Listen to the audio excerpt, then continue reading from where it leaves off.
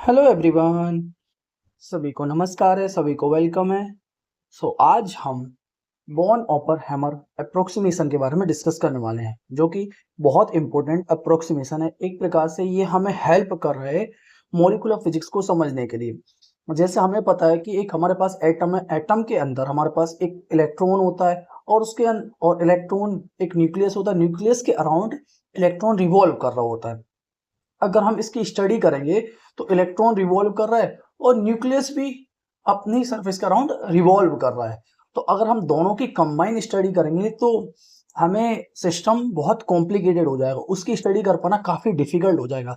बॉन ओपर ने एक अप्रोक्सीमेशन दिया। उनने क्या बताया कि हमें पता है कि न्यूक्लियस का मास बहुत ज्यादा है, किसके कंपैरिजन में? न्यूक्लियस के कंपैरिजन में। न्यूक्लियस का मास बहुत ज्यादा है इलेक्ट्रॉन के कंपैरिजन में। तो हम क्या कर सकते हैं, न्यूक्लियस को हम रेस्ट पे मान सकते हैं एज कंपेयर टू इलेक्ट्रॉन। हम जब इलेक्ट्रॉन की स्टडी कर रहे होंगे तो हम न्यूक्लियस को रेस्ट पे मान के स्टडी कर लेंगे, जिससे हम वेव फंक्शन को और एनर्जी को हम इजीली कैलकुलेट कर पाए। मींस हम जब जब हम इलेक्ट्रॉन का वेव फंक्शन लिखेंगे तो हमें ऐसा नहीं करना पड़ेगा कि हम इलेक्ट्रॉन के वेव फंक्शन और न्यूक्लियस के दोनों के कोऑर्डिनेट को लेकर सॉल्व करना पड़ेगा। हम इसमें सिर्फ इलेक्ट्रॉन और न्यूक्लियस के वेव फंक्शन को सेपरेटली लिख सकते हैं, क्योंकि हम मान रहे हैं कि न्यूक्लियस को हम रेस्ट पे मान रहे हैं। अगर हम न्यूक्लियस और इलेक्ट्रॉन को दोनों को एक साथ अगर कंसीडर करें, दोनों मोशन में हैं, तो हम दोनों का मोशन में अगर हम इक्वेशन को लिखेंगे तो बहुत कॉम्प्लिकेटेड हो जाएगा और सिस्टम को स्टडी कर पाना एक प्रकार से बहुत कॉम्प्लिकेटेड टास्क हो जाएगा। मींस हम उसको क्लियर पिक्चर वे में समझ ही नहीं पाएंगे। बॉर्न ओपर अप्रोक्सीमेशन ने हमें हेल्प करा सिस्टम को इजी बनाने में और सिस्टम को समझने में। मींस मॉलिक्यूलर फिजिक्स अगर आप देखें ना तो पूरी की पूरी अप्रोक्सीमेशन इसी पर बेस्ड है। और जैसे हम बॉर्न अपर हैमर अप्रोक्सीमेशन के बाद, इसके बाद जब हम मॉलिक्यूलर फिजिक्स के जब लास्ट पोर्शन में पहुंचते हैं ना, तो फ्रैंक कोंडन प्रिंसिपल पढ़ते हैं, तो वो बॉर्न अपर हैमर अप्रोक्सीमेशन पर ही बेस्ड है। जिसमें फ्रैंक कोंडन प्रिंसिपल हमें क्या बताता है कि ट्रांजिशन वर्टिकल होगा और इलेक्ट्रॉन का मोशन इतना फास्ट होता है कि न्यूक्लियर की पोजीशन चेंज ही नहीं हो पाती है। वो इसी कॉन्सेप्ट पर बेस्ड है। तो इसलिए मैं बॉर्न ओपनहाइमर अप्रोक्सीमेशन को डिस्कस करना चाह रहा हूँ और ये बहुत इंपॉर्टेंट टॉपिक है और ये इंटरव्यू वगैरह में काफी पूछते हैं। और कोई इतना हार्ड और कॉम्प्लिकेटेड कॉन्सेप्ट नहीं है, जस्ट एक बेसिक आइडिया हमें पता होना चाहिए कि बॉर्न ओपनहाइमर अप्रोक्सीमेशन क्या होती है, उसका एक बेसिक आइडिया क्या है और ये हमें क्या बताती है। मींस जैसे ये आप देख रहे होंगे, इसमें पिक्चर लिखा होगी इलेक्ट्रॉन का मास और न्यूक्लियस का मास। हमें पता है न्यूक्लियस का मास बहुत ज्यादा किसके कंपेरिजन में? इलेक्ट्रॉन के comparison. Means electronic motion is much faster than nuclear motion. So slowing motion heavy nuclei, so electron motion is much faster than nuclear motion. हम क्या करेंगे कि न्यूक्लियस को हम रेस्ट पे मान लेंगे और इसके जैसे हम न्यूक्लियस को रेस्ट पे मानेंगे तो हम इलेक्ट्रॉन का वेव फंक्शन प्लस न्यूक्लियस का वेव फंक्शन हम दोनों को सेपरेटली लिख सकते हैं। Means electronic wave function depends parametrically on nuclear coordinates and nuclei see a potential energy surface generated by electronic motion only. इसको हम डिटेल में समझेंगे। मींस एक आइडिया ले लेंगे एक्चुअल में हो क्या रहा है और इससे एक पिक्चर दिमाग में बन जाए कि एक्चुअल में है क्या। और ये इंपॉर्टेंट भी है। क्यों इंपॉर्टेंट है कि ये इंटरव्यू वगैरह में पूछ लेते हैं। जैसे अगर आपसे एटॉमिक फिजिक्स पूछ रहे हैं तो मॉलिक्यूलर फिजिक्स में जाएंगे तो मॉलिक्यूलर फिजिक्स में वो डेफिनेटली पूछेंगे कि बॉर्न ओपनहाइमर अप्रोक्सीमेशन क्या होता है। सो इन डेप्थ नहीं, हमें बस एक आइडिया होना चाहिए कि बॉर्न ओपनहाइमर अप्रोक्सीमेशन होता क्या है। राइट, हम स्टार्ट करते हैं। बॉर्न ओपनहाइमर अप्रोक्सीमेशन, जिसको हमने एक आइडिया दे दिया है, जिसमें हमें बॉर्न ओपनहाइमर अप्रोक्सीमेशन क्या करता है, हमें हेल्प करता है सिस्टम को इजी बनाने में। Born Oppenheimer approximation states that since nuclei are much heavier than electrons, nuclei बहुत हैवियर होते हैं किसके कंपैरिजन में? इलेक्ट्रॉन के comparison. Since nuclei are much heavier than electrons and electrons move much faster than nuclei. Electrons, हमें पता है nuclei बहुत हैवी होते हैं किसके कंपैरिजन में? इलेक्ट्रॉन के कंपैरिजन में। एंड जी हमारा न्यूक्लियस हो जाएगा और यहाँ इलेक्ट्रॉन हमारे रिवॉल्व कर रहे हैं। Since nuclei are much heavier than electrons and electrons move much faster than nuclear, therefore electronic and nuclear motion can be created independently. इसलिए हम इलेक्ट्रॉन एंड न्यूक्लियर मोशन को इंडिपेंडेंटली क्रिएट कर सकते हैं। जो मैं अभी बताया ना कि हमें पता है कि न्यूक्लियस का मास बहुत ज्यादा होता है किसके कंपैरिजन में? इलेक्ट्रॉन के कंपैरिजन में। सो हम इसलिए हम क्या कर सकते हैं कि इलेक्ट्रॉन और न्यूक्लियर, इलेक्ट्रॉनिक एंड न्यूक्लियर के दोनों के मोशन को इंडिपेंडेंटली ट्रीट कर सकते हैं, हम एक साथ ना कंसीडर करके इंडिपेंडेंटली ट्रीट कर सकते हैं। हमें पता है mass of nucleus is so much larger than mass of electron, and we know that mass of proton is 1836 times mass of electron, where mn is nuclear mass है हमारे पास and m is electron mass है। So हम बोल सकते हैं electrons instantly adjust to the position, so electron instantly adjust to the position of slowly moving nuclei, means electron instantly adjust कर लेता अपनी पोजीशन को जहां पे न्यूक्लियाई बहुत स्लोली मूव कर रहा होता है। hence during इलेक्ट्रॉनिक मोशन, जब इलेक्ट्रॉनिक का मोशन होता है सो हम न्यूक्लियाई को क्या कंसीडर करते हैं, फिक्स्ड मान लेते हैं। यही हमारा अभी फ्रैंक बोर्डमैन प्रिंसिपल पढ़ेंगे तो उसमें यही कंसीडर मान के हम बताते हैं कि वर्टिकल ट्रांजिशन ही क्यों होता है। तो उसमें यही बताएंगे कि electron instantly adjust their position, और जबकि न्यूक्लियर स्लोली मूविंग न्यूक्लियर है। हैंस ड्यूरिंग इलेक्ट्रॉनिक मोशन, जब हमारा इलेक्ट्रॉन का मोशन होता है हम न्यूक्लियर को क्या कंसीडर कर लेते हैं, फिक्स्ड कर लेते हैं, nuclear consider as a fixed.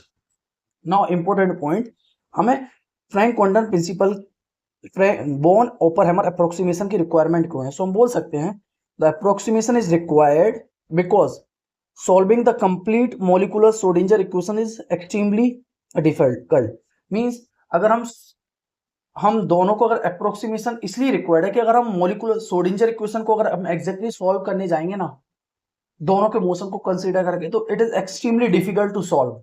सो ये हमें हेल्प कर, it helps us to separate electronic and nuclear motion. So ये हेल्प कर रहा हमारे लिए इलेक्ट्रॉनिक और न्यूक्लियर मोशन को सेपरेट करने में, सिंप्लीफाई कर रहा है मोलिकुलर श्रोडिंजर इक्वेशन को सिंप्लीफाई करने में, एक्सप्लेन कर हमारे मोलिकुलर स्पेक्ट्रा को, स्टडी केमिकल बॉन्डिंग और कैलकुलेट कर हमारे मोलिकुलर एनर्जी लेवल्स को, ड्राइव करा फ्रैंक क्वांटम प्रिंसिपल को जो मैं ऑलरेडी बताऊं, और अंडरस्टैंडिंग कर हमारा रोटेशनल एंड वाइब्रेशनल स्पेक्ट्रोस्कोपी की। ना अगर हम इसकी बेसिक एज्यूम्पशन जो कि हम मान के चल रहे होते हैं उसमें हम यही मानते हैं कि mass of nucleus is very very large than as compare to mass of electron. So nuclei are treated as a stationary while solving the electronic wave function. हम मान सकते हैं न्यूक्लियस के कोऑर्डिनेट्स हैं वो कांस्टेंट रहेंगे during electronic motion means electron move around fixed nuclei, means electrons move करेंगे around fixed nuclei, means nuclei के जो न्यूक्लियाई हम उसको रेस्ट पे मान लिया, फिक्स्ड मान लिया, न्यूक्लियाई के अराउंड इलेक्ट्रॉन मूव करेंगे जो कि न्यूक्लियाई हमारा फिक्स्ड है। ना अगर हम Schrodinger equation molecular Schrodinger equation solve करेंगे तो हम बोलेंगे complete molecular Schrodinger equation is H psi is equal to E psi, H psi is equal to E psi, जिसमें हमारे पास Hamiltonian kinetic energy of electron plus kinetic energy of nucleons plus potential energy, जिसमें हमारे पास electronic की kinetic energy, nuclear की kinetic energy and potential energy है। Now अगर हम सेपरेशन ऑफ वेव फंक्शन, अब इसकी मदद से क्या करेंगे, हम बोर्न ओपनहेमर अप्रोक्सीमेशन से हम इलेक्ट्रॉनिक के वेव फंक्शन को और न्यूक्लियर के वेव फंक्शन को दोनों को सेपरेट कर सकते हैं। The molecular wave function is written as psi small r capital R is equal to electronic का वेव फंक्शन प्लस न्यूक्लियर का वेव फंक्शन, जिसमें हमारे पास आर के इलेक्ट्रॉनिक कोऑर्डिनेट्स हैं, आर न्यूक्लियर कोऑर्डिनेट्स हैं और साई हमारे पास न्यूक्लियर वेव फंक्शन है। सो हम बोल सकते हैं total molecular wave function is the product of total molecular wave function, जो कि हमारा टोटल मोलिकुलर वेव फंक्शन है वो प्रोडक्ट है किसका, electronic and nuclear wave function का। So total molecular wave function, so total molecular wave function product है किसका, इलेक्ट्रॉनिक का एंड न्यूक्लियर वेव फंक्शन का। ना इलेक्ट्रॉनिक श्रोडिंजर इक्वेशन को सॉल्व करें, electronic Schrodinger equation for a fixed nuclei, अगर हम न्यूक्लियाई फिक्स्ड मान लें so H Hamiltonian of electronic wave function of electronic is equal to energy of electronic wave function of electronic. अब electronic हमारा Hamiltonian और kinetic energy of electron plus potential हो जाएगा, means हमें यही हेल्प कर रहा है कि हम इससे सेपरेट कर पा रहे हैं इलेक्ट्रॉनिक का वेव फंक्शन और न्यूक्लियर का वेव फंक्शन, दोनों को हम सेपरेट आउट कर पा रहे हैं। अगर हम बोर्न ओपनहेमर अप्रोक्सीमेशन ना माने हमें दोनों को कंसीडर करना, एक साथ कंसीडर करना पड़ेगा, और एक साथ कंसीडर करेंगे तो हमें कैलकुलेशन करना बहुत डिफिकल्ट हो जाएगा, इसलिए हम इनको बोर्न ओपनहेमर अप्रोक्सीमेशन की मदद से हम इनको सेपरेट आउट कर पा रहे हैं। So this equation gives electronic energy, so ये इक्वेशन हमें क्या देती है, इलेक्ट्रॉनिक एनर्जी को देती है। नाउ अगर हम बोले total molecular energy, so total molecular energy हम बोलेंगे, so molecular energy becomes, so the molecular energy becomes energy is equal to energy of electron plus energy of electronic energy plus vibrational energy plus rotational energy. So molecular की energy हमारे पास तीन type में होती है, एक तो electronic energy होती है, फिर एक वाइब्रेशनल एनर्जी होती है, फिर एक रोटेशनल एनर्जी होती है। ना अगर हम इसका फिजिकल मीनिंग को देखें तो हमें क्या बता, electronic energy is much larger then vibrational energy. So electronic की एनर्जी बहुत ज्यादा होती है किसके कंपैरिजन में, वाइब्रेशनल एनर्जी के कंपैरिजन में, and vibrational energy is larger than rotational energy. So electronic की एनर्जी बहुत ज्यादा होती है किसके कंपैरिजन में, वाइब्रेशनल एनर्जी के कंपैरिजन में, और वाइब्रेशनल एनर्जी की एनर्जी बहुत ज्यादा होती है किसके कंपैरिजन में, रोटेशनल एनर्जी के कंपैरिजन में। जैसे मैं ड्रॉ करता हूं, ये हमारे पास इलेक्ट्रॉनिक एनर्जी लेवल है E1 और E2 है। अब इसके बाद इसको डिफरेंट कलर से, अब इसी के करस्पॉन्डिंग हमारे पास ये वाइब्रेशनल एनर्जी लेवल है E1, EV1, EV2। अब इसी के अंदर हमारे पास रोटेशनल एनर्जी लेवल है। एक वाइब्रेशनल एनर्जी लेवल के करस्पॉन्डिंग हमारे पास बहुत सारे रोटेशनल एनर्जी लेवल्स है।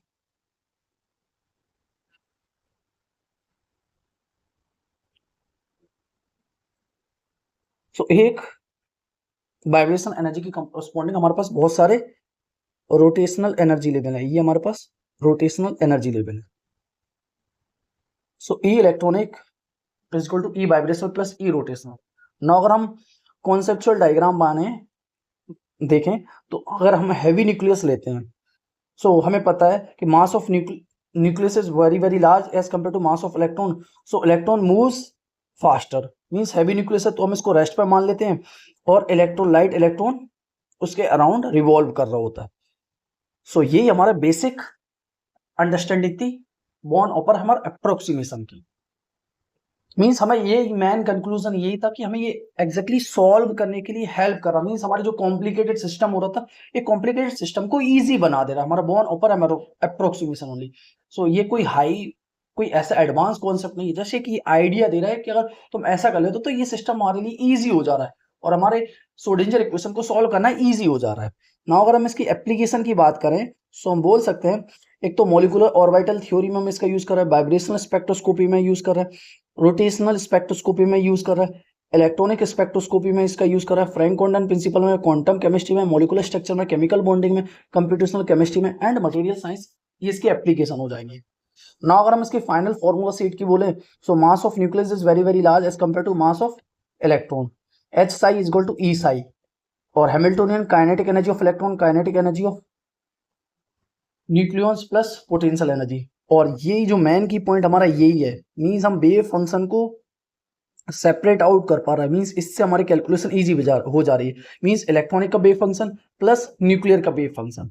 अब इलेक्ट्रॉनिक के लिए हम अलग सॉल्व कर सकते हैं, Hamiltonian of electronic, energy of electronic and wave function, और total energy electronic energy plus vibrational energy plus rotational energy. और हमें पता है इलेक्ट्रॉनिक की एनर्जी सबसे ज्यादा, फिर उसके बाद वाइब्रेशनल की एनर्जी, फिर उसके बाद रोटेशनल की एनर्जी।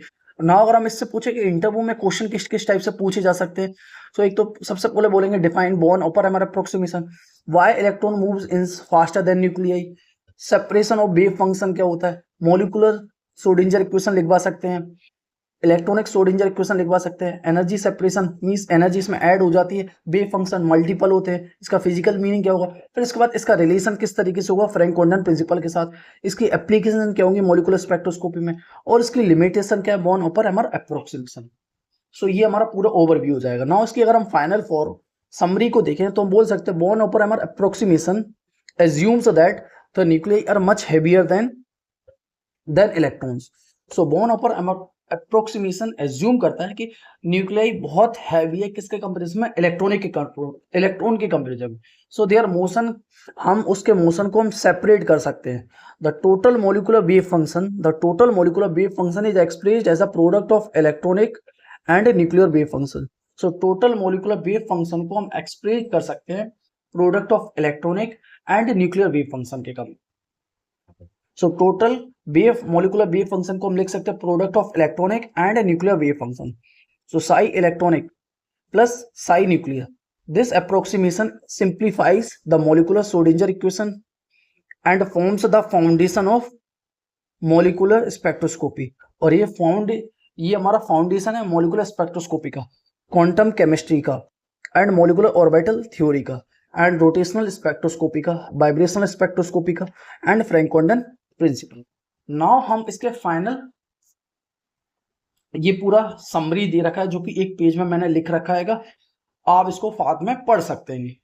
सो नाउ हम डायरेक्ट फॉर्मूला, लास्ट अब हम इंटरव्यू के क्वेश्चन जो कि किस किस टाइप से पूछे जा सकते हैं उसको डिस्कस करते हैं, जो कि हमें इंपॉर्टेंट है। सो हम बोल सकते हैं Born Oppenheimer approximation is the one of the fundamental approximation है क्वांटम मैकेनिक्स में, मॉलिकुलर फिजिक्स में, and quantum chemistry and spectroscopy में। और ये सिंप्लीफाई कर देता है हमारी मॉलिकुलर श्रोडिंगर इक्वेशन को by separating the motion of electron and nuclei. ये हमारी श्रोडिंगर इक्वेशन को सिंप्लीफाई कर देता है by separating the motion of electrons and nuclei, because nuclei are much heavier than electron, because nuclei are बहुत heavy होते हैं किसके कंपैरिजन में, इलेक्ट्रॉन के कंपैरिजन में। What is born Oppenheimer approximation? So born Oppenheimer approximation क्या होती है? सो हम बोलेंगे the born Oppenheimer approximation states that the electronic motion and nuclear motion in a molecule can be treated independently. Means electronic का motion और nuclear के motion को हम दोनों को सेपरेटली इंडिपेंडेंटली ट्रीट कर सकते हैं। बिकॉज क्यों कर सकते हैं? क्योंकि mass of nucleus is much larger than mass of electron.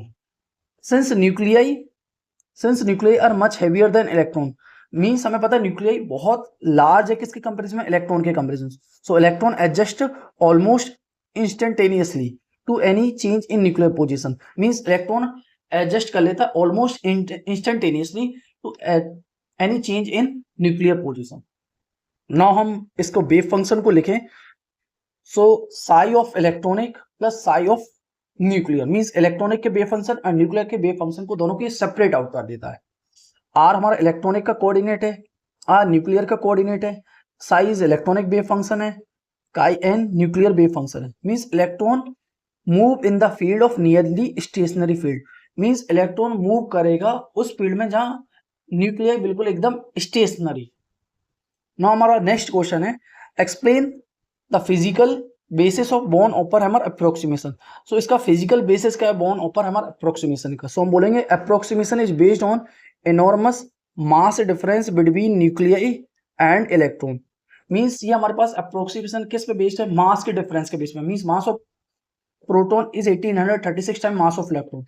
So हमें पता है कि मास ऑफ इलेक्ट्रॉन बहुत ज्यादा है किसके कंपैरिजन, मास ऑफ न्यूक्लियस के। So velocity of electron is so much large as compare to velocity of nucleon. So electron complete many revolution while the nuclei move slightly. Means electron बहुत सारे revolution कर लेता है और nuclei थोड़ा सा ही move कर पाता है। Therefore nuclei may be considered fixed during electronic motion. So इसी की मदद से हम न्यूक्लियाई को एक प्रकार से फिक्स्ड मान सकते हैं किसके कंपैरिजन में, इलेक्ट्रॉनिक के मोशन के comparison. Drive the separation of the molecular Schrödinger equation. So हम अब सेपरेट कर सकते हैं, मींस हमें कंप्लीट मॉलिक्यूलर हैमिल्टोनियन क्या पता है, एक तो इलेक्ट्रॉनिक, फिर nuclear, electron potential, nuclear potential, electron nuclear potential. So हम इसमें हम क्या कर सकते हैं, वेव फंक्शन को सेपरेट आउट कर सकते हैं। मींस इलेक्ट्रॉनिक का वेव फंक्शन एंड न्यूक्लियर का वेव फंक्शन दोनों को हम सेपरेट आउट कर सकते हैं। सो हम सबसे पहले इलेक्ट्रॉनिक के वेव फंक्शन हैमिल्टोनियन सॉल्व करेंगे, श्रोडिंगर इक्वेशन सॉल्व करेंगे। इलेक्ट्रॉनिक वेव फंक्शन के लिए means He psi E is equal to E energy of electron, wave function of electron. So इससे हमें क्या मिलेगी, इलेक्ट्रॉन की एनर्जी मिल जाएगी, और ये एनर्जी हमें act as a potential energy for nuclear motion. So ये एनर्जी एक्ट करेगी किसके लिए, न्यूक्लियर मोशन के लिए, act as a potential energy for nuclear motion. जैसे हमें इलेक्ट्रॉनिक की एनर्जी मिलेगी और ये एनर्जी एक्ट करेगी किसके लिए, potential energy for nuclear motion. So nuclear equation become, now nuclear equation किस तरीके से होगी, इलेक्ट्रॉनिक की kinetic energy of nucleus plus electron की energy, wave function of nucleus, energy wave function of nucleus.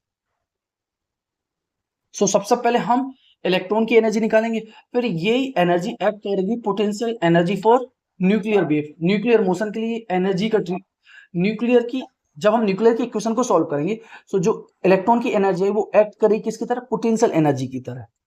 सो हम kinetic energy of nucleus plus electron की energy chi N is equal to E X N. This is the fundamental foundation of modern spectroscopy. So ये हमारी fundamental foundation है modern spectroscopy का। Now अगर हमारा अगला question, what is Born Oppenheimer approximation extremely useful in molecular spectroscopy. So Born Oppenheimer approximation extremely useful क्यों है molecular spectroscopy? Without this approximation, हमें पता है without this approximation the molecular Schrödinger equation can not be solve exactly. So molecular Schrödinger equation को exactly solve नहीं कर सकते हैं, right. It allows independent calculation. So ये हमें अलाउ करता है इंडिपेंडेंट कैलकुलेशन के लिए, जिसमें हम electronic energy, vibrational energy and rotational energy लिख सकते हैं separately. This explain molecular energy spectra successfully. और ये सक्सेसफुली एक्सप्लेन कर रहा है हमारा molecular spectra. Now under what condition does the Born Oppenheimer approximation fail? किस कंडीशन में बोर्न ओपेनहाइमर अप्रोक्सीमेशन फेल हो जाती है, फिर इसकी लिमिटेशन क्या है? सो हमें पता है approximation fails when electron and nuclear motion become strongly coupled. Mean जब इलेक्ट्रॉन और न्यूक्लियर के मोशन दोनों स्ट्रांगली कपल्ड हो जाते हैं तब ये अप्रोक्सीमेशन फेल हो जाती है। एग्जाम्पल इंक्लूड जिसमें अवॉइडेड क्रॉसिंग, मीन्स ये एक दूसरे को क्रॉस ना करें, कॉनिकल इंटरसेक्शन ना हो, वेरी लाइट मॉलिक्यूल्स ना हो, स्ट्रॉन्ग लेजर फील्ड ना हो, अल्ट्रा फास्ट केमिकल रिएक्शन, यहाँ पे ये बोर्न ओपेनहाइमर अप्रोक्सीमेशन फेल हो जाती है। The situation require non adiabatic treatment. So इन सिचुएशन में हमें नॉन एडिबेटिक ट्रीटमेंट रिक्वायर होता है, मीन्स यहाँ बोर्न ओपेनहाइमर अप्रोक्सीमेशन फेल हो जाता है। Explain the concept of potential energy surface. ये पोटेंशियल एनर्जी सरफेस जो हमने निकाली ना, इलेक्ट्रॉनिक की एनर्जी निकाली, फिर वो इलेक्ट्रॉनिक की एनर्जी न्यूक्लियर के लिए पोटेंशियल एनर्जी सरफेस का काम करेगी। मींस देखो, the nuclear electronic energy depends on nuclear coordinate. हमें पता है इलेक्ट्रॉन की एनर्जी डिपेंड्स करेगी किसके? न्यूक्लियर के कोऑर्डिनेट्स पे। सो हमें electronic energy is a function of nuclear coordinate.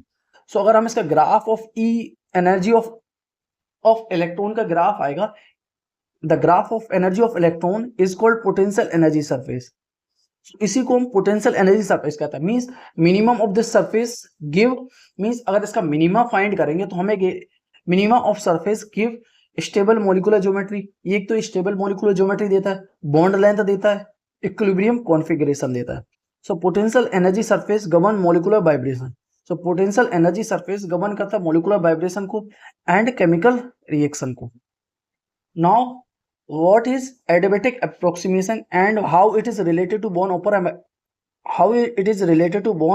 Oppenheimer approximation? So हम बोलेंगे Born Oppenheimer approximation is an example of adiabatic approximation। adiabatic approximation का ये example है जिसमें electrons remains in the same instantaneous eigenstate while nuclei move slowly। so हम बोल सकते electron remains in the same instantaneous eigenstate while nuclei move slowly। Means electron अपनी eigen state में रहता है और जबकि न्यूक्लियस मूव कर रहा होता है slowly. Hence electronic transition are neglected. इसमें हम इलेक्ट्रॉनिक ट्रांजिशन को नेग्लेक्ट कर देते हैं ड्यूरिंग न्यूक्लियर मोशन। मीन्स जब हम न्यूक्लियर के मोशन के बारे में स्टडी कर रहे होते हैं तो हम इलेक्ट्रॉनिक ट्रांजिशन को नेग्लेक्ट कर देते हैं और न्यूक्लियर मोशन को कंसीडर करते हैं। This greatly simplifies molecular calculation. So ये एक्चुअल में ग्रेटली सिंप्लीफाई कर देता है हमारी molecular calculation. How would you explain Born-Hammar approximation in an interview using simple analogy? अगर Born-Hammar approximation को अगर आपसे पूछा जाए इसको सिंपल वे में एक्सप्लेन करो तो कैसे करोगे? हम इसको एक अच्छे एग्जांपल से बता सकते हैं। Imagine an electrons are racing motorcycle, means electron are racing motors, means एक रेस हो रही जिसमें electrons are racing motorcycle and nuclei are moving slowly moving trucks. Means electron move कर रहा है मोटरसाइकिल से और न्यूक्लियस मूव कर रहा है मूविंग ट्रक से, because motorcycle are move much faster. हमें पता मोटरसाइकिल बहुत फास्ट मूव करता है, तो they instantly adjust their position while the truck hardly move. So means वो अपनी पोजीशनों को इंस्टेंटेनियसली एडजस्ट कर लेता है अपनी position, while truck hardly move, means truck बहुत मुश्किल से एडजस्ट कर पाता है। सिमिलरली यहाँ भी यही चीज है, electron respond almost immediately, means electron बहुत इंस्टेंटेनियसली रिस्पॉन्ड कर देता है to nuclear position, means nuclear की पोजीशन को। This is exactly the idea behind Born Oppenheimer approximation. ये एक बेसिक आइडिया बॉर्न-ओपेनहाइमर अप्रोक्सीमेशन की। What are the major application of Born-Oppenheimer approximation? So इसकी मेजर एप्लीकेशन बोलेंगे हम सो एक तो मोलिकुलर स्पेक्ट्रोस्कोपी में, क्वांटम केमिस्ट्री में, डेंसिटी फंक्शनल थ्योरी में जो हायर स्टडीज में पढ़ाई जाती है, मोलिकुलर डायनामिक्स में, लेजर स्पेक्ट्रोस्कोपी में, कंप्यूटेशनल केमिस्ट्री में, केमिकल रिएक्शन एंड डायनामिक्स में, मटेरियल साइंस में, नैनो टेक्नोलॉजी में एंड एटॉमिक मोलिकुलर फिजिक्स जो कि हम पढ़ रहे हैं। It is one of the foundation of modern computational physics. ये एक प्रकार से फाउंडेशन हमारा modern computational physics. Now why is the Born Oppenheimer approximation is one of the greatest approximation in quantum physics. So ये one of the greatest approximation क्यों कहते हैं quantum mechanics में? ये it transforms an impossible many body quantum mechanics. ये transform कर रहा है हमारे impossible many body quantum problem को into two simpler problems. Means ये एक तो इम्पॉसिबल जो मैनी बॉडी क्वांटम प्रॉब्लम है उसको सिंप्लीफाई करके टू सिंपलर प्रॉब्लम में ट्रांसफॉर्म कर दे रहा है। इट्स मेजर अचीवमेंट क्या है? एक तो इलेक्ट्रॉन एक्सप्लेन करा मॉलिक्यूलर बॉन्डिंग को, प्रिडिक्ट कर रहा है हमारा मॉलिक्यूलर स्पेक्ट्रा को, सिंप्लीफाई कर रहा है हमारे क्वांटम कैलकुलेशन को, फॉर्म्स द बेसिस है क्वांटम केमिस्ट्री का, enables quantum computational simulation of molecules और प्रोवाइड कर रहा है हमारे एक्यूरेट मॉलिक्यूलर स्ट्रक्चर को। Nearly all modern electronic structure calculation begin with this approximation. So all हमारे मॉडर्न के जितने भी आज के टाइम पे मॉडर्न इलेक्ट्रॉनिक स्ट्रक्चर वो सब कैलकुलेशन इसी अप्रोक्सीमेशन पर स्टार्ट होते हैं। नाउ अगर हम फाइनल इंपॉर्टेंट पॉइंट्स इंटरव्यू के नजरिए से देखें तो हम बोल सकते हैं Born Oppenheimer approximation separates electronic and nuclear motion को, और इसमें बेसिक एज्यूम्पशन क्या, mass of nucleus is very very large as compare to mass of electron, wave function of electron का कोऑर्डिनेट, न्यूक्लियर का कोऑर्डिनेट जिसको हम सेपरेट आउट कर सकते हैं, इलेक्ट्रॉनिक का wave function of electron their position, nuclear का coordinate and wave function of nuclear their coordinate. और टोटल मॉलिक्यूलर एनर्जी इसमें हमारे पास क्या है कि इलेक्ट्रॉनिक की energy, vibrational energy, rotational energy, basis of molecular spectroscopy and quantum chemistry. और ये introduce the concept of potential energy surface, और ये इंट्रोड्यूस करा है concept of potential energy surface का। Fails in non adiabatic process, ये fail हो जाता है नॉन एडियाबेटिक प्रोसेस में, सच एज कॉनिकल इंटरसेक्शन, जब दोनों इलेक्ट्रॉन और न्यूक्लियर के मोशन का पाथ इंटरसेक्ट कर जाता है। Extensively used in BRC, DRDO, ISRO spectroscopy, computational chemistry and condense matter research में इसका एक्सटेंसिवली यूज कर रहे होते हैं। सो आई होप कि हमने एक ओवरव्यू बॉर्न ओपेनहाइमर अप्रोक्सीमेशन का ले लिया है, और इसको बहुत सिंप्लीफाइड वे में बहुत कम समय में मैंने बहुत अच्छे से समझाने की कोशिश करी है।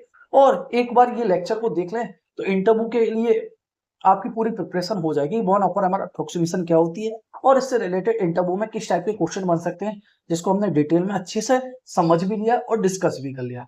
आई होप कि लेक्चर अच्छे लग रहे हो। ये इंटरव्यू सीरीज वगैरह, ये जो लेक्चर सीरीज चला रहा हूँ, ये लेक्चर आपको किस तरीके से लग रहा है प्लीज आप कमेंट करके अपने व्यू दे सकते हैं। आपकी तरफ से कोई सजेशन हो, कोई चीज आप चाहते हो कि कुछ एक्स्ट्रा चीज में ऐड कर लूं, या फिर कोई पर्टिकुलर टॉपिक जो आप चाहते हैं कि ये टॉपिक पहले डिस्कस कर लें, आप आई एम ऑलवेज रेडी कि आप अपने सजेशन दें जिससे हम उन चीजों को भी इंक्लूड कर सकें। और आपको जहां कहीं भी डाउट्स हो तो आप कमेंट सेक्शन में कमेंट करें, या फिर आप टेलीग्राम चैनल ज्वाइन कर ले जहां पे आप मुझको पर्सनल भी मैसेज कर सकते हैं, या फिर टेलीग्राम पे ग्रुप पे भी डिस्कशन कर सकते हैं। आई होप कि लेक्चर आपको अच्छे लग रहे हो, और लेक्चर अच्छे लग रहे हैं तो प्लीज लाइक करें, सब्सक्राइब करें, शेयर करें अपने सभी दोस्तों के साथ। हम मिलते हैं नेक्स्ट लेक्चर में। Take care, bye bye.